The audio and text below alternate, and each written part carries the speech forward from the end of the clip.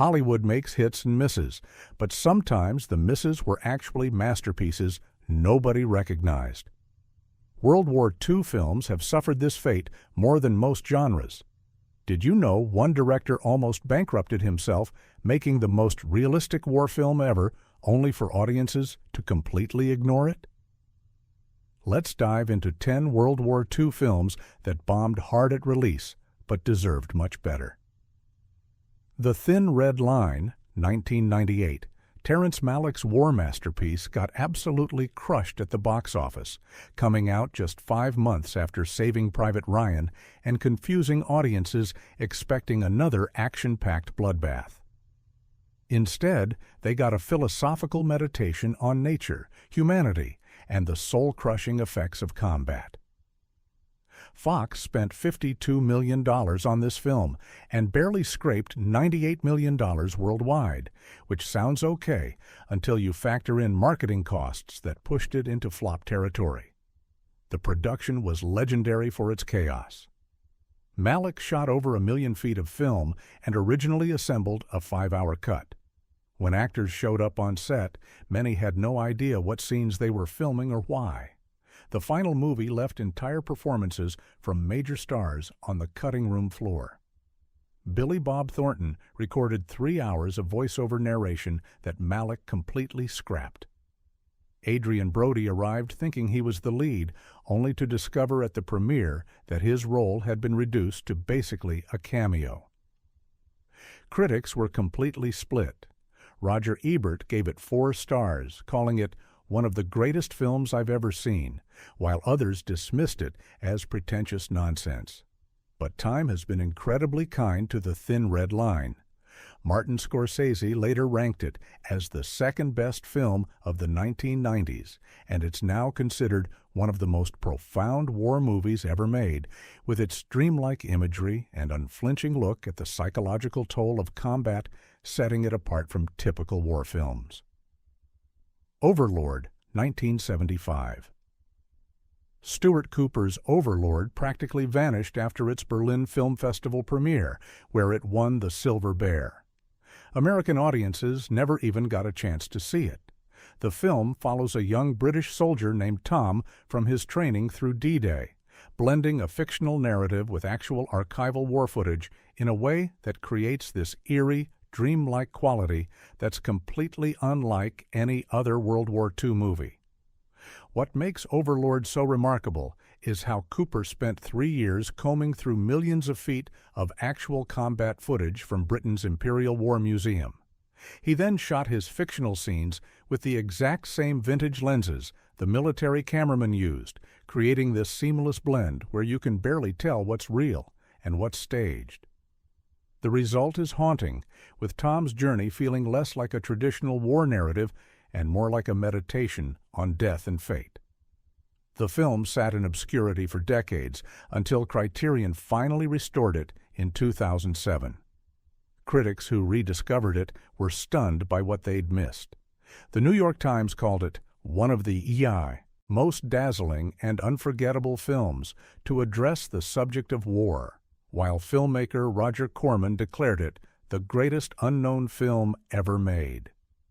The British Film Institute now ranks it among the most important British films of all time, but it still remains criminally underseen, especially in America, where its initial commercial failure essentially buried it for over 30 years.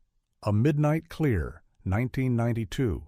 Keith Gordon's A Midnight Clear barely made $1.5 million against its $7 million budget, despite featuring a stellar young cast, including Ethan Hawke, Gary Sinise, and Peter Berg. Set during the Battle of the Bulge, it follows a squad of intellectually gifted American soldiers who encounter a German unit wanting to surrender, but struggling to find a dignified way to do it. The film's quiet anti-war message and lack of traditional combat scenes torpedoed its commercial prospects. The production faced constant financing problems. Gordon had to negotiate with the Bond company daily just to keep shooting. When snowfall was inadequate on location, the crew resorted to hauling ice from skating rinks and grinding it into fake snow for crucial scenes. Most of the actors were practically unknown at the time, which didn't help its marketing prospects. Critics who actually saw the film were blown away. Roger Ebert gave it 3.5 stars, praising its quiet, devastating power. Vincent Canby called it a war film completely unlike any other. What particularly stands out is how A Midnight Clear avoids traditional war movie tropes. There are no heroic charges or glorious deaths, just young men caught in a moral dilemma where both sides recognize the futility of their situation. The film's heartbreaking ending, where an attempt at peace turns tragic due to miscommunication, makes it one of the most powerful statements on the absurdity of war ever put on film. Today, it's considered a cult classic that showcases how subtle and devastating a war movie can be without a single major battle scene. Casualties of War, 1989. Brian De Palma's brutal Vietnam War film, starring Michael J. Fox and Sean Penn, made just $18.7 million against its $22 million budget, becoming one of the biggest disappointments of 1989. Based on a real incident where American soldiers kidnapped, raped, and murdered a Vietnamese girl, the film was simply too dark for audiences still processing the cultural wounds of Vietnam. Columbia Pictures had no idea how to market such disturbing material. De Palma fought constant battles with the studio over the film's unflinching portrayal of the atrocity. He refused to soften the rape sequence despite pressure, arguing that sanitizing it would betray the true story. Fox took the role specifically to break away from his Back to the Future image, even though his agents warned it could damage his career. Penn went full method, refusing to speak to Fox off-camera to maintain the hostility between their characters. Critics were deeply divided. Some called it masterful, with Roger Ebert giving it 4 stars and praising its moral clarity. Others found it exploitative or heavy-handed. The film particularly suffered coming out the same year as Born on the 4th of July, which addressed Vietnam with a more redemptive arc. But over time, Casualties of War has been reassessed as one of the most honest war films ever made, with its unflinching look at moral choice in combat. Quentin Tarantino later called it De Palma's best film, praising how it forces viewers to confront war crimes that were typically sanitized in Hollywood productions. Today, it's recognized as a film that was simply too truthful for audiences to embrace in 1989. Stalingrad, 1993. This German war film about the devastating Battle of Stalingrad barely made back its $10.7 million budget, getting completely overshadowed by bigger Hollywood productions.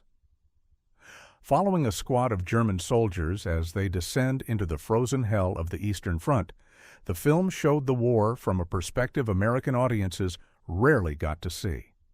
Despite its commercial failure, it's now considered one of the most brutally realistic depictions of combat ever filmed.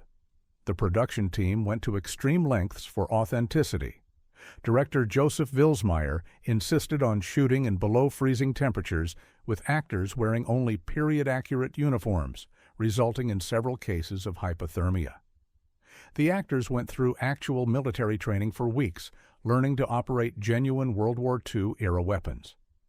For the infamous river crossing scene, actors spent hours in near-freezing water without complaints, creating a sequence that captures the true horror of the battle.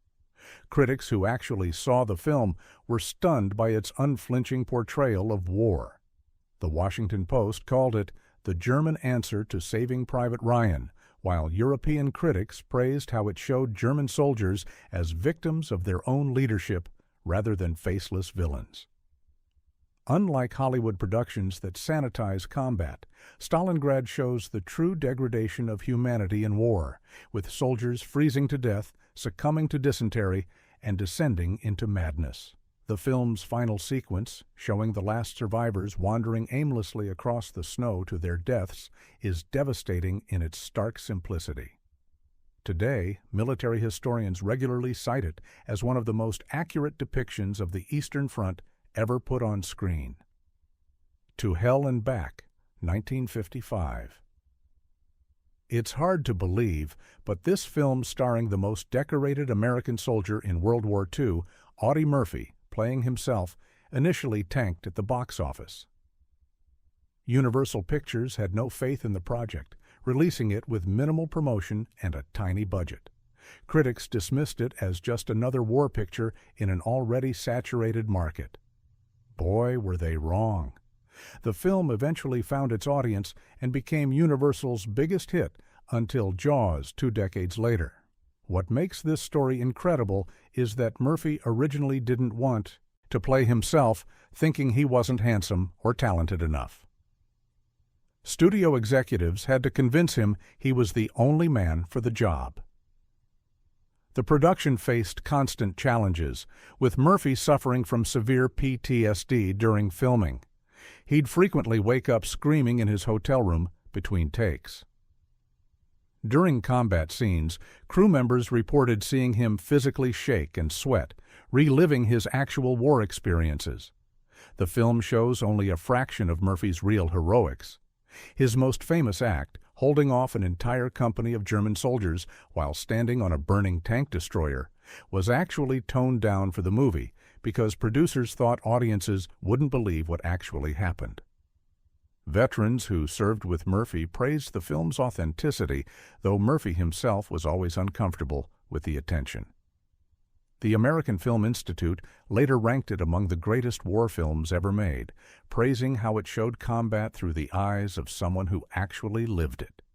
Today, it stands as a unique historical document, the only major war film where the real hero plays himself. The Big Red One, 1980, Samuel Fuller's semi-autobiographical World War II epic, based on his own combat experiences with the 1st Infantry Division, got absolutely butchered by Warner Brothers.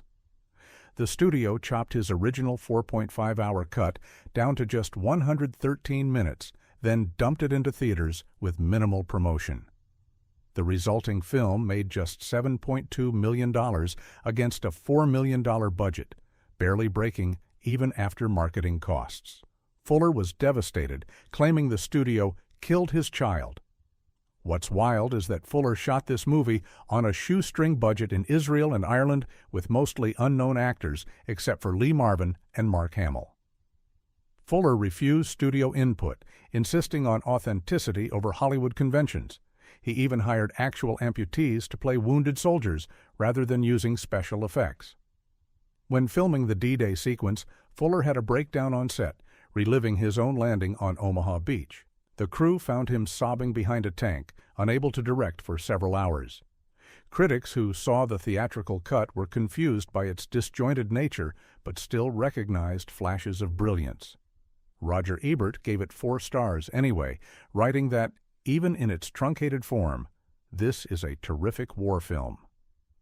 The real vindication came 24 years later when film historian Richard Schickel assembled a 162-minute reconstruction based on Fuller's notes. This restored version premiered at Cannes to universal acclaim. Martin Scorsese called it one of the most powerful war films ever made, while Quentin Tarantino cited it as a major influence. Today, The Big Red One stands as a testament to Fuller's uncompromising vision and is studied in film schools as an example of how studio interference can nearly destroy a masterpiece. The Human Condition Trilogy, 1959 to 1961. Masaki Kobayashi's monumental 9.5-hour trilogy about a Japanese pacifist during World War II was a colossal financial disaster upon release. Japanese audiences weren't ready to confront their wartime atrocities, and international markets found its epic runtime intimidating. The films cost a fortune to make and nearly bankrupted Shochiku Studios. Today, they're considered among the greatest achievements in cinema history. The production almost destroyed Kobayashi physically and mentally. Filming in Hokkaido's brutal winter, temperatures often dropped to -30 degrees Fahrenheit. For scenes in a Siberian prison camp, Kobayashi insisted that actor Tatsuya Nakadai wear only thin cotton clothes in the snow until he was genuinely shivering uncontrollably. During the 3-year shoot, Nakadai lost over 30 pounds and developed pneumonia twice. Kobayashi himself collapsed from exhaustion multiple times but refused to compromise his vision. What's remarkable is how unflinching the trilogy is in depicting Japanese war crimes. Kobayashi himself was imprisoned as a conscientious objector during the war and channeled his experiences into the film. He received death threats from Japanese nationalists who considered the film treasonous. The famous sequence showing Chinese prisoners being used for bayonet practice was so realistic that audience members fainted during screenings. Critics initially dismissed the films as too long and depressing, but their reputation grew steadily. Renowned critic Donald Ritchie later called them one of the largest and most ambitious undertakings in the history of film. Today, the trilogy is considered the Japanese equivalent of War and Peace, a towering artistic achievement that was simply too honest for its time. Went the day well? 1942. This British wartime thriller about Nazi paratroopers disguised as British soldiers infiltrating an English village was a shocking commercial failure when released during the height of World War II. British audiences found it too disturbing, especially the scenes of beloved character actors playing familiar English villagers being gunned down by Nazis. The film barely made back its modest budget and was quickly forgotten. What's fascinating is that the film was essentially government propaganda designed to warn against complacency, yet it went much further than authorities expected. Director Alberto Cavalcanti, a Brazilian filmmaker working in Britain, brought a foreigner's eye to quintessentially British material. The result was unexpectedly brutal. The film shows kindly postmistresses stabbing German soldiers with kitchen knives and sweet old ladies bashing Nazi heads in with axes. This level of violence was unprecedented in British cinema at the time. The studio actually had to fight with government censors who thought the film would damage morale by suggesting Germany could successfully infiltrate Britain. The most controversial scene showed Nazis machine gunning a group of British schoolchildren, something even Hollywood wouldn't depict until decades later. Critics at the time praised its technical aspects but questioned its extreme violence. The film vanished for decades until the British Film Institute restored it in the 1990s, leading to a complete reassessment. Modern critics now rank it among the greatest British films ever made, with film historian David Thompson calling it one of the most subversive films to come out of wartime Britain. Today, it's studied for how it cleverly used genre conventions to deliver an unsettling message about the true nature of war. The Hill, 1965. Sidney Lumet's brutal drama about a British military prison in North Africa, starring Sean Connery, flopped hard at the box office. Released while Connery was at the height of his James Bond fame, audiences expecting 007 action got instead a grim, black-and-white examination of military brutality with no heroics, no romance, and no traditional war sequences. MGM had no idea how to market it, and essentially abandoned the film after poor early returns. The production was notoriously difficult. Filming in the Spanish desert with temperatures reaching 115 degrees Fahrenheit, Lumet insisted on authenticity, forcing actors to run up the punishing hill in full military gear until they genuinely collapsed from exhaustion. Connery later said it was the most physically demanding role of his career. When actor Ossie Davis suffered heat stroke, Lumet incorporated his actual collapse into the film.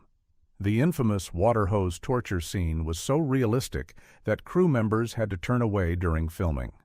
Critics were divided, with some praising its unflinching portrayal of military injustice, while others found it too bleak and punishing. The film was particularly controversial in Britain, where it was seen as an attack on the military establishment. It received 5 BAFTA nominations, but won none, and was largely forgotten until decades later. Film historian Mark Cousins later called it one of the greatest anti-war films ever made without showing a single battle scene. Today, The Hill is considered the film that proved Connery was a serious actor beyond James Bond, with his performance ranked among his finest. Military historians particularly praise how it exposed the brutal treatment of soldiers by their own side, something rarely depicted in war films of the era. So which of these overlooked masterpieces have you seen, and which ones are you adding to your watch list? Drop a comment below with your thoughts. It's strange how some of the most honest war films often fail commercially while sanitized, flag-waving epics make millions. Does this suggest audiences prefer comfortable myths about war rather than confronting its harsh realities? Let me know what you think.